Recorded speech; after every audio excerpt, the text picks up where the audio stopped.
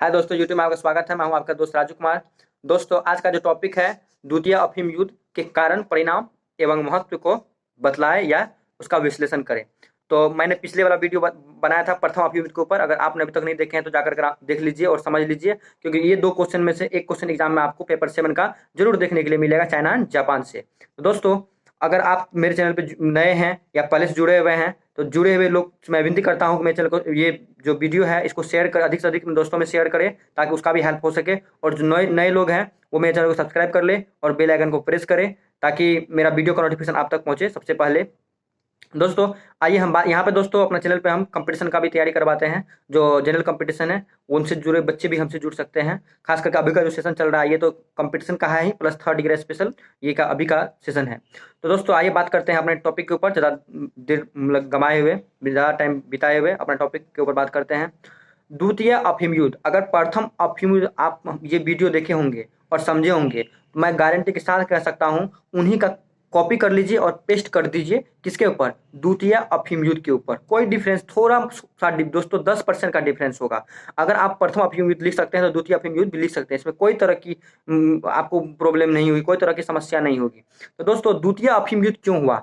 अब आपको पता है, बताए थे आपको कि नानकिंग की संधि हुई थी दोस्तों प्रथम अफीम युद्ध की समाप्ति के लिए। वो युद्ध की समाप्ति, प्रथम अफीम युद्ध की समाप्ति नानकिंग की संधि के द्वारा हुआ था। और नानकिंग की ही संधि थी, ऐसी संधि थी जिस कारण से चीन का डार तोड़ दिया, चीन की कमर को तोड़ दिया, चीन को कमजोर कर दिया, चीन की जो राष्ट्रीय महत्व थी वो नीचे कर दिया, उसका अपमान, सम्मान, नैतिक ह्रास, सामाजिक ह्रास सब हो गया था। और उन्हीं के प्रभाव और वर्चस्व होता गया और ज्यादा बढ़ता गया। वो द्वितीय अफीम युद्ध तक, वो तो 1839 से 42 तक चला था, ये 56 से 60 तक चलती है। इस टाइम तक में और चीनियों में असंतोष सा हो गया था, वो लोग भड़क गया था। और उन्हीं भड़काव में आकर के असंतोषजनक की भावना को लेकर के उन लोगों ने फिर से एक विद्रोह करना स्टार्ट किया। फिर से मतलब कि अंग्रेज लोग को, मतलब कि और पश्चिमी देशों को के बीच में पैर अड़ाना शुरू किया अफीम को लेकर के ही। इसी कारण से फिर से युद्ध हुआ। इसीलिए इस युद्ध को इतिहासकार ने द्वितीय अफीम युद्ध कहा है। इन युद्ध की जो द्वितीय अफीम युद्ध है दोस्तों, इनके बहुत सारे फैक्टर है, बहुत सारे कारण है। मैं आपको एक एक करके बताऊंगा सारा कारण। दोस्तों, पहला कारण आप नोट कर सकते हैं, राजनीतिक प्रभुत्व की कामना या इच्छा। दोस्तों, इसमें मतलब कि इस तरह का, जैसे पहले बताया था आपको कि अंग्रेज लोगों का जो इच्छा थी, अभिलाषा थी कि चीन को अपना उपनिवेशवाद बनाना, अपने साम्राज्य में शामिल करना। लेकिन चीनियों का था कि नहीं, उसका उपनिवेश नहीं बनना है। वो लोग अपने आत्मसम्मान नहीं खोना चाहते थे, नहीं उसका उपनिवेश बनना चाहते थे, जिस कारण से आपस में वो लोग इससे भिड़े हुए थे, अंग्रेज लोग से भिड़े हुए थे। द्वितीय अफीम युद्ध में ये भी, इसकी जो कामना होती है वो बहुत ही विस्तारवादी कामना होती है। ये सोचते रहता है कि अपना व्यापार का जो विस्तार, व्यापार बहुत अच्छी तरीक़ा से करें। और दोस्तों, वहाँ पे जो इन लोगों को नानकिंग की संधि का फायदा उठा करके जो चीनी लोग के साथ में बहुत ही अति दुर्व्यवहार करने लगा था, बहुत ही अत्याचार करने लगा था, राजनीतिक मामले में भी दखलंदाजी करने लगा था। और राजनीतिक हस्तक्षेप करने के बावजूद वहाँ पे अपना राजनीतिक का सत्ता जमाने के लिए चाह रहा था, जिसमें कि चीनियों लोग भड़क उठे, वो लोग में असंतोषजनक की भावना आ गई, वो लोग इन लोगों का दमन चाहता था, इन लोगों को भगाना चाहता था। तो पहला कारण भी दोस्तों द्वितीय अफीम युद्ध का एक महत्वपूर्ण कारण के रूप में हम इसको गिन सकते हैं या रख सकते हैं। दूसरा कारण दोस्तों है चीनी जो कुली था उनको बलपूर्वक विदेश भेजना। इन लोगों का दोस्तों, अंग्रेज लोगों का इतना ज़्यादा, विदेशी लोग का इतना ज़्यादा मतलब कि पावर हो गया वहाँ पे, इतना ज़्यादा मतलब अपने आप को स्ट्रॉन्ग कर लिया चीन में, चीनियों का फायदा उठा करके, अधिकार का दुरुपयोग करके, कि वहाँ के जो कुली थे चीनी के, उनको ज़बरदस्ती, मतलब कि हमको जाने का इच्छा नहीं हो, आप भेजिएगा। तो मेरे विरुद्ध हुआ। चीनी कुली को जबरदस्ती विदेश भेजा जा रहा था, अदर कंट्री भेजा जा रहा था, चीन से निकाल दे रहा था, जो कि चीन सरकार को खोल रहा था। ये बात मतलब कि उनको बड़ी चिंता जता रही थी कि मेरा देश में रहते हुए हम कुछ नहीं कर पा रहे हैं। ये भी दोस्तों कहीं ना कहीं एक देखते हैं कि कारण बनी है द्वितीय अफीम युद्ध का। दोस्तों, तीसरा कारण का आप रूप में ले सकते हैं चीनियों के ऊपर अधिकारों का दुरुपयोग करना, विदेशियों का दुरुपयोग करना चीनियों के ऊपर। दोस्तों, इन लोग को जो अपना सत्ता जमा रखा था, सत्ता जमाने के साथ साथ इन लोग क्या किया, अपना अधिकार का दुरुपयोग करने लगा। चीनी लोगों के ऊपर मतलब कि बहुत ही अत्याचार करने लगा, क्रूरता दिखाने लगा, अपनी क्रूरता से उन लोगों को डराने लगा। तो ऐसा भी करने लगा कई बार, मतलब कि जो विदेशी व्यापारी लोग थे वो लोग चीनी के समुद्री तट से, प्रशांत तट के कुछ भाग में, वो लोग क्या करते थे दोस्तों कि डाकुओं के बहाने वो लोग आ जाते थे किनारा। और चीनी के जो समुद्र तटों, चीनी का जो होता था दोस्तों, वो नौ होता था जो माल पानी लेके आयात निर्यात करता था, उस पे कब्जा करता था, वो डाकू कह करके उससे जुर्माना वसूलता था। तो ये देखिए तो बहुत ही बड़ी अत्याचार थी चीनियों लोगों के ऊपर, उनके नाविकों के ऊपर।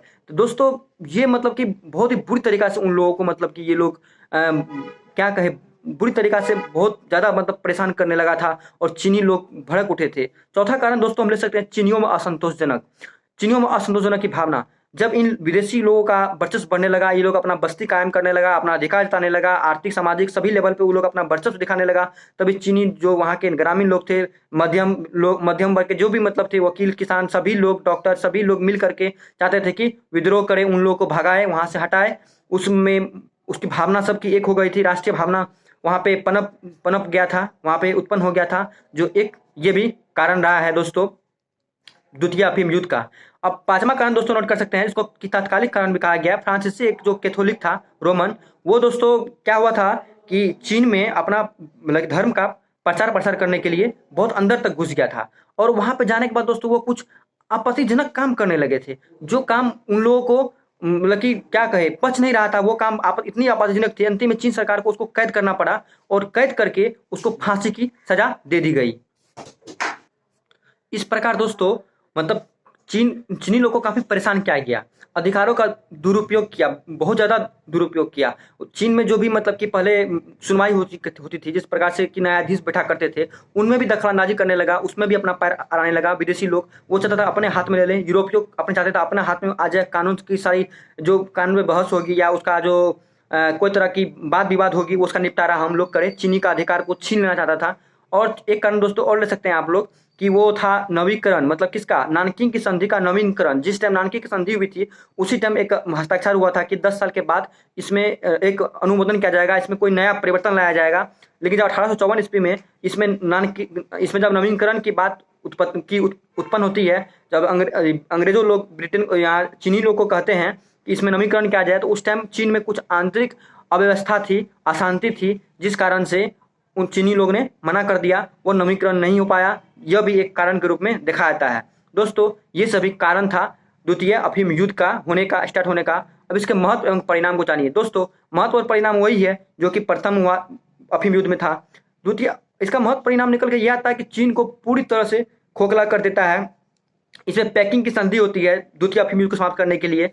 इसमें पूरी तरह से चीन को बर्बाद कर देता है, अंदर से खोखलापन कर देता है। राजनीतिक मामले में वो लोग अपना दखल अंदाजी देने लगता है, यहाँ तक कि जो भी फैसला आने लगता है न्यायाधीश का, तो वो लोग अपने हाथ में ले लेता है। आयात निर्यात जो होती थी चीन मतलब कोई देश से करता था, इसका बंदरगाह से पहले 4 बंदरगाह को कब्जा में क्या हुआ था, अब 16 बंदरगाह को कब्जा में, चीनी का बंदरगाह 16 बंदरगाह को कब्जा में कर लिया था, सभी बंदरगाहों को अपने अधिकार में ले लिया था। अब आयात निर्यात के ऊपर जो भी कर था, चुंगी लगता था, उन चुंगी के ऊपर अपना अधिकार जमा लिया अंग्रेज लोगों ने, व्यापार लोगों ने, और अपना बस्ती कायम करने लगा, अपना साम्राज्य का मतलब एक तरह से जैसे नहीं होता है ना कोई किसी को उपनिवेश बना देना, उस तरह से चीनी लोग के ऊपर अत्याचार करने लगा। ये लोग इस तरह से बरसा उनके ऊपर, वो लोग दिन प्रतिदिन दबने लगा चीनी लोग, वहाँ की अर्थव्यवस्था दबने लगी, वहाँ की राजनीतिक व्यवस्था दबने लगी, वहाँ के सामाजिक स्तर का ह्रास होने लगा, वहाँ की राजनीतिक नीचे होने लगा। इस प्रकार से चीनी लोग का खूब बहुत ज़्यादा मतलब कि फायदा उठाया अंग्रेज लोग एवं विदेशी व्यापारी जो थे उन लोगों का उठाया। अपना समाज का भी उसका यह बस्ती बसा दिया। शंघाई जो एक नॉर्मल शहर था उसको अंतर्राष्ट्रीय शहर के रूप में घोषित कर दिया, उसको अंतर्राष्ट्रीय शहर बना दिया। इस प्रकार से दोस्तों चाइना का जो मतलब कि जो ये कहते हैं ना कि स्टैंड होता है, रीढ़ होता है, वो उसकी तोड़ दी पूरी तरह से। चाइना बिखर चुका था, उसके मतलब कि असंतोषजनक घुटनशील उन लोगों को महसूस हो रहा था। घुटनशील के कारण ही अंत में दोस्तों चाइना जो क्रांति होती है, चीनी लोग जो क्रांति करते हैं 1911 ईस्वी में, वो क्रांति के थ्रू ही लोग बाहर आते हैं। लेकिन दोस्तों ये बहुत ही अत्याचार करते हैं। यही थी द्वितीय अफीम युद्ध के महत्व एवं परिणाम।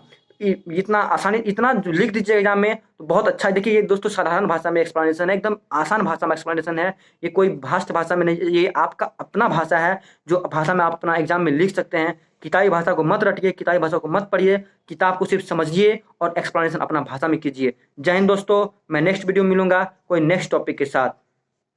दोस्तों चैनल को मैं थोड़ा बहुत अगर हो तो कमेंट भी कर दिया कीजिए, इससे मोटिवेशन मिलती है, थोड़ा बहुत एनर्जेटिक फील करते हैं।